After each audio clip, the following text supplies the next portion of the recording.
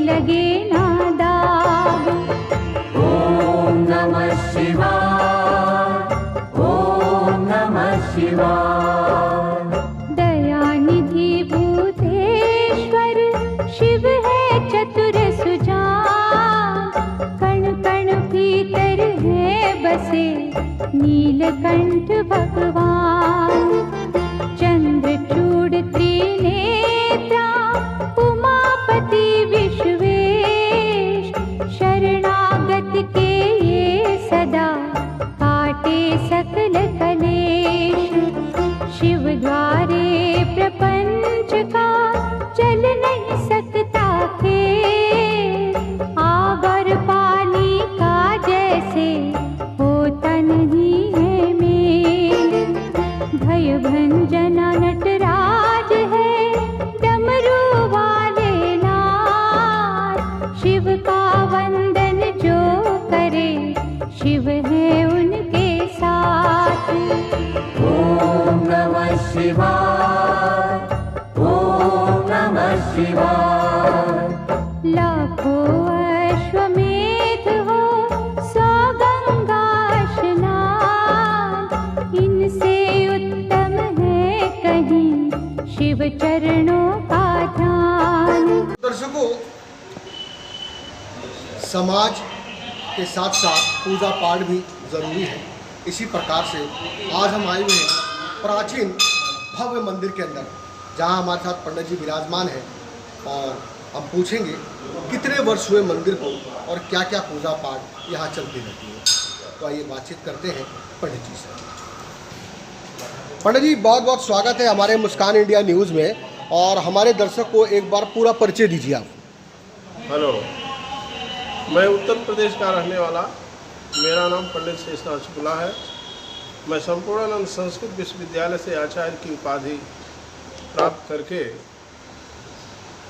कुछ दिनों तक अध्यापन कार्य किए। आज 10 साल से इस प्राचीन शिव मंदिर मंगोलपुरी में भगवान भोलेनाथ के सेवा में लगे हुए हैं। कितने वर्ष हो गए पंडित जी मंदिर को बने हुए? मंदिर को बने हुए 20 वर्ष हो गए। तो सब संचालन पूरा कार्य आप ही देखते हैं या फिर कोई समिति? यहाँ एक कमेटी है, कमेटी देखती है सबसे, कमेटी की तरह देखते हैं। तो आप जो है देवी देवता के वैसे विराजमान रहते हैं? देवी देवता की रोज जो है कपड़े बदले जाते हैं, स्नान पूजा पाठ वगैरह, शिव जी की रोज पूजा होती है, सुबह आरती होती है। तो अभी जो है नवरात्रे गए, नवरात्रों में क्या क्या पूजा पाठ चली? नवरात्र में यहाँ कलश की स्थापना हुई, दुर्गा सप्तशती का पाठ हुआ, हवन हुआ विधि विधान से, भंडारा वगैरह भी हुआ? भंडारा भी हुआ। तो पंडित जी, दिल्ली कितने वर्ष हुए आए हुए आपको? हमको दिल्ली आए हुए कम से कम 20 साल हो गए। तो जीवन, अपना जीवन जो है ग्रस्त जीवन है? हाँ। तो बाल बच्चे वगैरह यहीं रहते हैं? यहीं सब रहते हैं, बाल बच्चे रहते हैं, हमारा परिवार रहता है। जी जी जी। हमारा मकान है यहाँ। जी जी। तो मैं देखता हूँ कि जब से मैं इस मंदिर में हूँ, जो भी लोग आते हैं हमें पैर छू करके प्रणाम करते हैं। जी जी।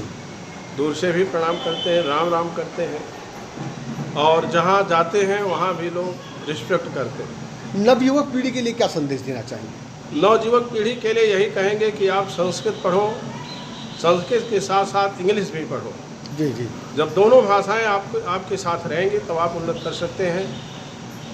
और हिंदी पर भी ध्यान दीजिए। त्रिभाषा सूत्र के अंदर ये तीनों भाषाएं आपके अंदर बनी हुई हैं। आप हिंदी अच्छा जानते हैं, संस्कृत बोल लेते हैं, संस्कृत के मंत्रोच्चारण को कर सकते हैं, तो आप जहाँ कहीं भी जाएंगे आपका लोग स्वागत करेंगे और रिस्पेक्ट करेंगे। देखिए, ब्राह्मण उस समय या हर समय ब्राह्मण ही इस देश का प्रथम नागरिक था, दूसरा नागरिक क्षत्रिय हुआ, तीसरा वैश्य हुआ, चौथा शूद्र हुआ। ये 4 वर्ण जो बनाए गए हैं सब सेवा के लिए ही बनाए गए हैं। ब्राह्मण यदि अपने कर्म से सही है तब लोग उसको प्रणाम करेंगे, यदि वह अपने कर्म से ही नहीं सही है, वह प्रातः स्नान नहीं करता, संध्या पूजा नहीं करता, ध्यान गायत्री संध्या जब नहीं करेगा तो उसको लोग कैसे प्रणाम करेंगे। क्षत्रिय है, यदि वह समाज का शोषण करेगा, जैसे बड़े बड़े नेता लोग हैं वह समाज को शोषण कर रहे हैं, ना कि जो है समाज को बना रहे हैं। यदि वह आज क्यों लोग जो है बहुत से नेता हार गए, यदि वो समाज की सेवा किए होते तो हारते नहीं। वह साल में एक बार जाते हैं जब वोट मांगने, क्या दिन आता है। यदि वह हमेशा हर महीने जनता की सेवा में जाते तो उनकी दुर्दशा नहीं होती। जैसे हमारे यहाँ योगी जी हैं, इस समय मुख्यमंत्री हैं। हमारी 20 साल पहले योगी से मुलाकात हुई थी गोरखनाथ संस्कृत विद्यापीठ में। हम गोरखनाथ संस्कृत विद्यापीठ में भी 2 दिन क्लास लिए, लेकिन फिर हम वहाँ से चले गए देवरिया जिला वैकुंठनाथ तिवारी संस्कृत महाविद्यालय में मैंने अध्ययन किया। और उसके बाद तब आए, बड़े बड़े यज्ञों को कराते थे।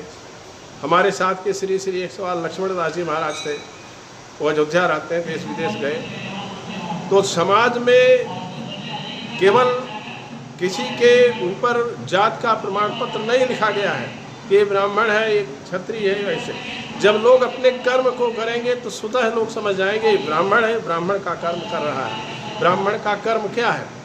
ब्राह्मण का कर्म है समाज की सेवा करना, समाज के दुर्गुणों को दूर करना। पहले वह अपने दुर्गुण को दूर करें।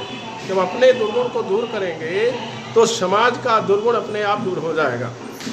और सबको समान दृष्टि से देखना, जो सबको समान दृष्टि से देखता है वह, गीता में एक श्लोक कहते हैं भगवान कि विद्या विनय संपन्ने ब्राह्मणे गविहस्तिनी सुने चैव सुपाके जब पंडिता समदर्शिन। पंडित लोग समदर्शी होना चाहिए। जैसे वो विद्या विनय संपन्न ब्राह्मण में भाव, वही पशु में भी भाव उनका होता है। और क्षत्रिय समाज का संरक्षक है। यदि वह समाज की रक्षा नहीं करेगा देश कहाँ जाएगा? वैश्य समाज को हिसाब किताब से देता है तब तो ठीक है, और नहीं तो केवल बेईमानी का हिसाब रहेगा तो फिर समाज जनता कहाँ जाएगी जो है। इसलिए हर एक वर्णों का अधिकार है कि वह समाज की सेवा करें और आपस में एकजुट होकर रहें। 4 खंभे होते हैं पांडाल में, एक खंभा गिरेगा तो 3 अपने आप गिर जाएंगे। इसलिए चारों खंभों को मजबूत करके रखना है, तब जा कर के यह समाज चल सकता है। पंडित जी मैं बात करूं कोरोना काल और जो है लॉकडाउन की स्थिति के अंदर सारे ब्राह्मण उच्च दर्जे में बैठे हैं। मैं ये कहूँगा नहीं कि सारे ब्राह्मण, 20% तो कम से कम लोअर क्लास है। जैसे मान लेते हैं मंदिर के अंदर कुछ ऐसे ब्राह्मण हैं जहाँ पे जजमान नहीं पहुँचे कोरोना काल के अंदर, वहाँ पे दुर्दशा काफ़ी खराब हुई। तो क्या ऐसे में सरकार से आपको मदद मिलती है? सरकार हम लोगों को कुछ मदद नहीं कर रही है। सरकार नहीं कर रही है, यहाँ की जनता कर रही है। मंगोलपुरी का मंदिर है, मंगोलपुरी के लोगों ने मदद किया। कोरोना काल में जहाँ की भूखमरी का स्थिति था, लेकिन हमारे कुछ लोग ऐसे गणमान्य थे जो मंदिर के, जैसे मंदिर के प्रधान जी हैं, मंदिर के सेक्रेटरी हैं, मंदिर के और सदस्य लोग हैं, वह ये बराबर पूछते थे कि आप लोगों को कोई कष्ट तो नहीं है, और कष्ट है तो पैसा लीजिए, बाजार से लेकर सामान आइए, कोई दिक्कत न आइए। सरकार को भी चाहिए, क्योंकि सरकार जो है, पहले मंदिर होते थे, मंदिर कौन बनवाता था? मंदिर राजा बनवाता था, और राजा का ये कर्तव्य होता था कि मंदिर में जो लोग रहते थे उनको वह वेतन देता था। वैसे भी सरकार को भी चाहिए कि वो मंदिर में और गुरुद्वारे में, जैसे मस्जिद में सरकार दे रही है, वैसे मंदिर और गुरुद्वारे में भी अनुदान के रूप में कुछ सरकार को देना चाहिए। यदि सरकार ऐसी नहीं करती है तो सरकार भी बहुत दिनों तक नहीं चल पाएगी। सरकार को चलाना है, अपने को बचाना है, तो मंदिर और गुरुद्वारा या जहाँ कहीं भी धार्मिक स्थल है वहाँ पर अनुदान के रूप में कुछ सहयोग करना चाहिए। बहुत बढ़िया। पंडित जी एक बार जो है 30 त्यौहार पे अभी नवरात्रे गए हैं और जो है अंबेडकर जयंती भी गई है और आने वाली रमज़ान चल रही है, ईद भी आने वाली है, सभी देशवासी को शुभकामना देते हैं। हाँ, देखिए जितने भी त्यौहार आए, जैसे नवरात्र आया, रमज़ान का त्यौहार आया, सारे त्यौहार आए, सबको हम शुभकामनाएं देते हैं। सब लोग अपने अपने स्थान पर रह करके फूले फलें। किसी को किसी प्रकार का बैर भाव नहीं रहना चाहिए, क्योंकि बैर रखने से कोई लाभ नहीं होगा। हर एक जगह में परमात्मा का ही वास है, परमात्मा सर्वत्र है। कोई ऐसा स्थान नहीं जो परमात्मा से वंचित है। उसी परमात्मा को हम ईश्वर कहते हैं, उसी को गॉड कहते हैं, उसी को अल्लाह कहते हैं। सारा उसी का ही नाम है। केवल हमारे आप में मतभेद है कि हम उसको अपने अपने ढंग से किन किन नामों से करते हैं।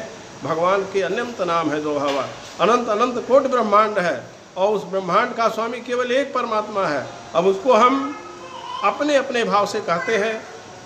कोई उस परमात्मा को ईश्वर कहता है, कोई उसी परमात्मा को अल्लाह कहता है, कोई उसी को गॉड कहता है। तो अपने अपने भाव से लोग पूछते हैं। मतलब सबका यही हुआ कि परमात्मा जो है, जो हमें जो है सृष्टि करता है, हमारी जो हमारा पालन पोषण करता, जो हमें भोजन देता है, अब चाहे वो किसी भी माध्यम से देता वही है। और अंत में जो दुष्टों का संहार करता है वह परमात्मा एक ही है। चाहे उसको हम विविध नाम से जानते हैं। सभी भाइयों को शुभ मनोकामना और सभी धर्मावलंबियों को शुभकामना के साथ मैं अपने वाणी को विराम दे रहा हूँ। जय श्री राम, जय श्री कृष्ण। तो दर्शकों यहाँ पे जुड़े रहिए। और अब जो है पंडित जी से बात करवा रहे हैं। यहाँ पे जो है कर्मकांड या भागवत कथा या फिर जन्म पत्री या कुंडली, किसी भी प्रकार की समस्या हो तो स्क्रीन पे दिए गए नंबर पे संपर्क कर सकते हैं पंडित जी से। बराबर हम बातचीत करेंगे और मंदिर में मिलाते रहेंगे क्या क्या पूजा पाठ होती है। पंडित जी से तुरंत संपर्क करिए। जब तक के लिए आगे दीजिए नमस्कार। संजय कुमार श्रीवास्तव, दिल्ली।